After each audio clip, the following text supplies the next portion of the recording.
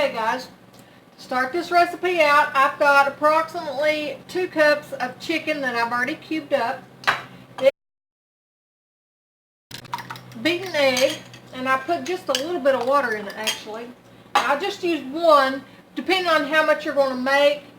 This is just for me and my husband, so this is the ratio I've got. In this, I like to save these bags. This is a flour tortilla bag. I've got 2 of them here. And I use these in the place of bowls when I go to coat chicken and stuff like that with. And in this one, I've got approximately 1/4 of a cup of flour. And in this one, I have got approximately 1/4 of a cup of baking powder. Now, 9 times out of 10, I don't go to all this trouble with coating chicken of any kind. But with this particular recipe, I like to do it this way. This is another one of those recipes that I've got 2 different recipes and I've kind of tweaked it and made it my own. So what I'm going to do first, and this is so simple guys, to see after you use this you can just throw it away. And I'm going to take probably close to half of that, stick it in my little baggie here, let some air be in there so it'll shake up better. And I'm just going to shake my chicken in there. Then I'll take it out and put it in my egg mixture.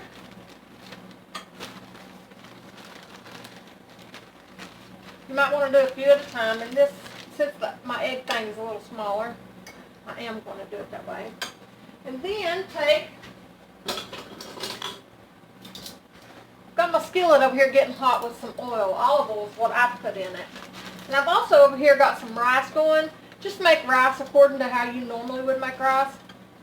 And I'm going to put these pieces in the cornstarch mixture. Drop my fork. I'm going to have to get another because this is chicken. And then I will simply shake it around too. This makes such a wonderful difference in your chicken frying up. Putting it in this cornstarch. I normally would have never done that. That's why I go to so much trouble doing this. It's for that very reason. No, I did not touch that with my hand. I touched it with my knuckle. Simply put it in there. Now we'll go with another batch. In the egg mixture.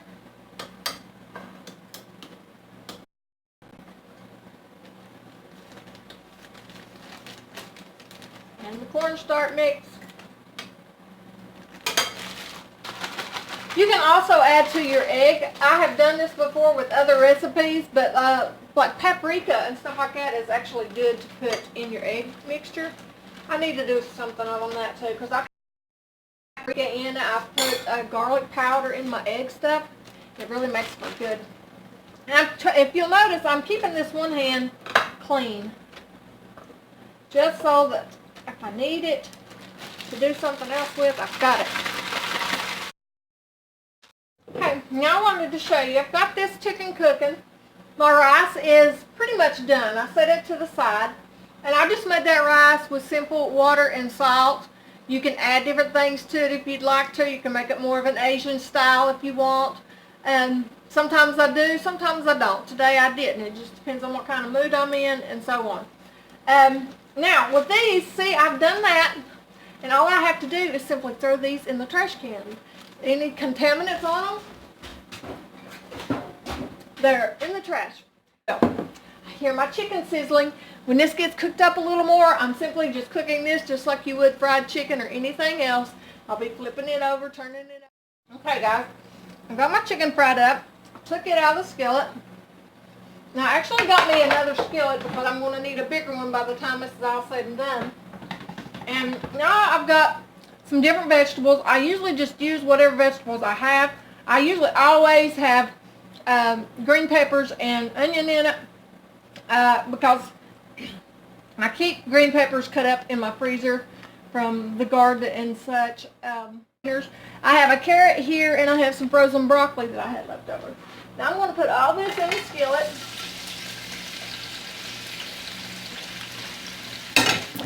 You can season this at this point if you want. I'm going to put a little bit of pepper on it and a little salt.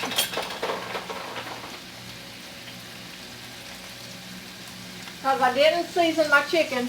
And it's okay to season your chicken. You know, most people do. But chicken is one of those things that if it's not salted, I can eat it. So I figure whatever I don't have to have salt on, I don't. So now I'm going to saute these down. Let them get softened up. Let your carrots in particular get softened up. So they're done. And while we're waiting on this to cook, we will make the sauce. Here I have, and this is where I've really tweaked this recipe, guys. So you may want to tweak it yourselves. But I've got 2 cups of chicken broth here. One of the recipes that I had that I tweaked this from called for 1.5 cups of orange juice. And I've made it that way and it's good, but this is how I choose to do it. I like it better this way. Now I do have some orange rind here. This is rind that I have saved myself. I am going to put about 1/2 teaspoon of orange rind in that, just to give it a little flavor. Now I'm bad not to measure this stuff, so I'm kind of going to tell you what I do and do it at the same time. This here is ground ginger, and this is ginger that I have ground too. I'm putting, it calls for 1/2 teaspoon, but I like a little more than that, so I want to say 3/4 teaspoon of ground ginger. Next I'm going to put 3 tablespoons of soy sauce. And that's just kind of measuring that out, guys. That's not a, turn this down here. Some salt and pepper at this point if you want to. I'm going to add a little bit. I kind of season it after the fact because we try to be real careful about not getting too much salt in our diet. So I might have put 1/4 teaspoon of each in that. I didn't put that much in it. Now I'm going to add some sesame oil. I love sesame oil. I don't know why I'm taking the lid off that way. And I'm going to use a teaspoon. It don't take much sesame oil. It don't to me anyway. And then last but not least, now you can use either a 1/8 cup of honey or an 1/8 cup of brown sugar. I've used both. I like it both ways. But for the sake of trying to be a little healthier, I'm going with the honey today.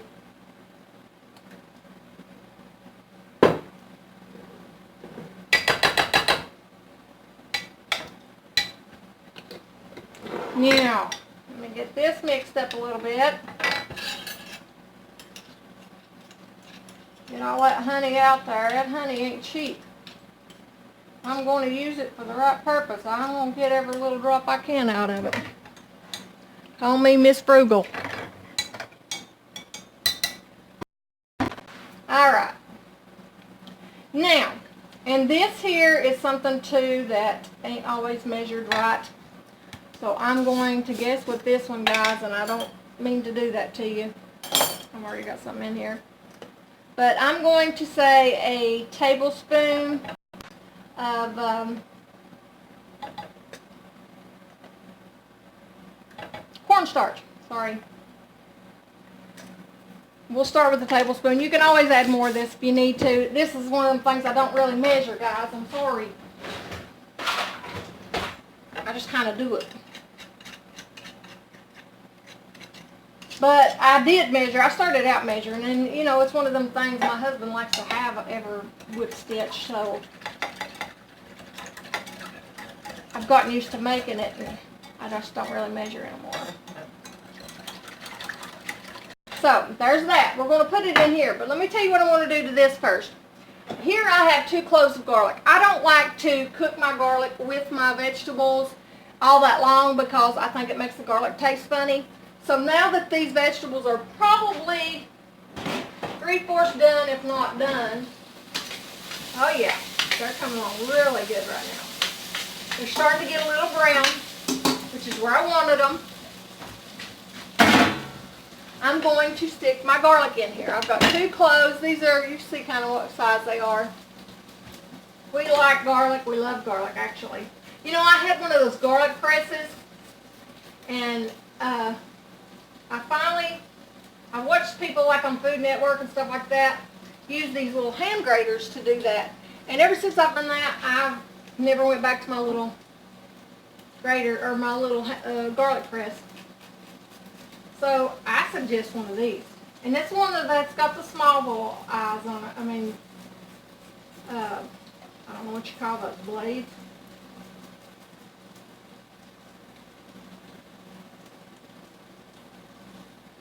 You know what I was saying earlier, I was talking about hurrying all the time.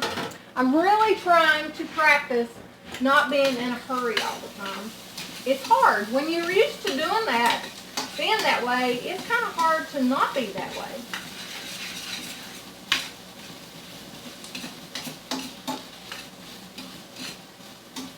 Okay. Now that I got those veggies doing great, let's scoot some of that garlic up there. That's looking awesome. I am going to, you know what? I'm not going to do this. I'm going to do this. Because I've already got that 3/4 done there. I am going to, see, that goes back to when I'm being in a hurry thing. We'll put these drippings in here first. And then I am simply going to pour in my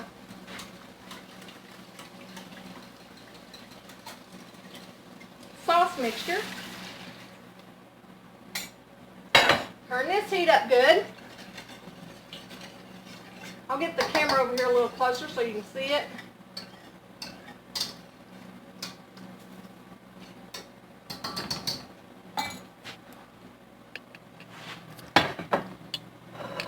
I'm sorry, apologize for that. And here's what we got right now. Now we'll cook this. I turned the heat up so it'll start thickening up for us. I'll let my garlic cook just maybe, what, 30 seconds to a minute.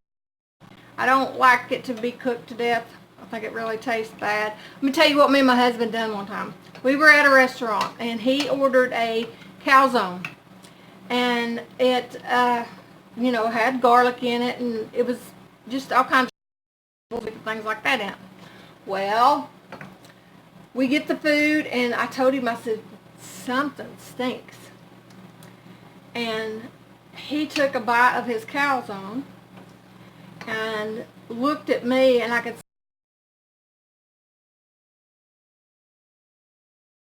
he said, taste this and see if you think there's something wrong with this.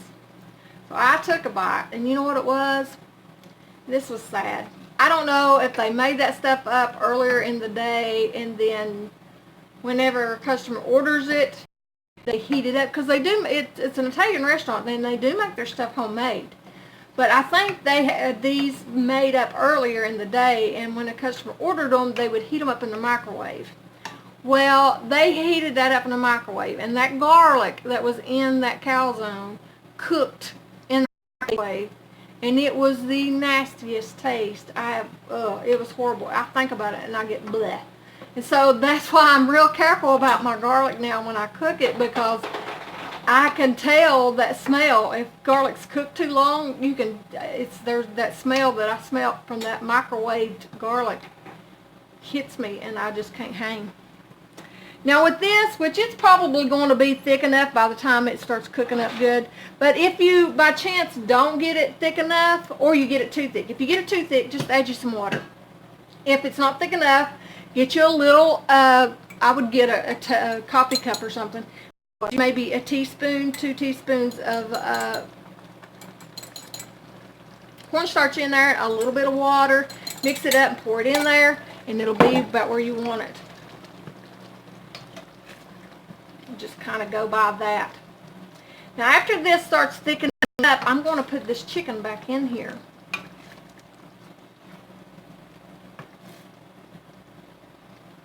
Lesson today, 2 things I guess you'd say. Don't microwave garlic. And second of all, I love the tip about the tortilla bag. With my bread bags and different things like that. Good bags that I think are, you know, easy bags to use for that. And then I can just throw them in the trash.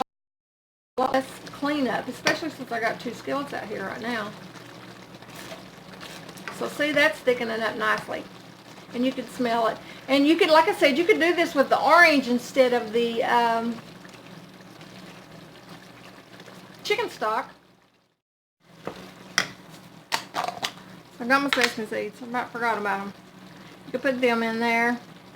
Now, personally, I'd like to toast these up too, but I didn't toast them up today because I kind of guess I got myself distracted doing a video. But a lot of times I like to. Alrighty, guys, there we go. Hope they look good. This is my size. This one's for me, and the other one's for my husband. But there you go. You see that? Let me go open up some of this chicken. See the inside of it. Well, you can't really because I smashed it, but anyway, that gives you an idea. Good old bite there, good old onion, good old pepper, good old carrot, piece of chicken. It don't look like I've got, no, I guess I got everything. A little bit of everything on that bite.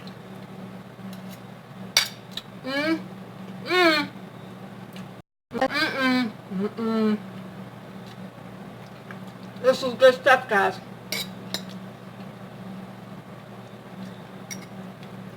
Very good stuff. Whew, hot though. But anyway, I'll have the recipe down below for you guys. And I hope you enjoyed this. I think you'll like this if you ever try it. Anyway, there we go. God bless you guys. Appreciate you guys. Hope you can try it. If you do, let me know. God bless.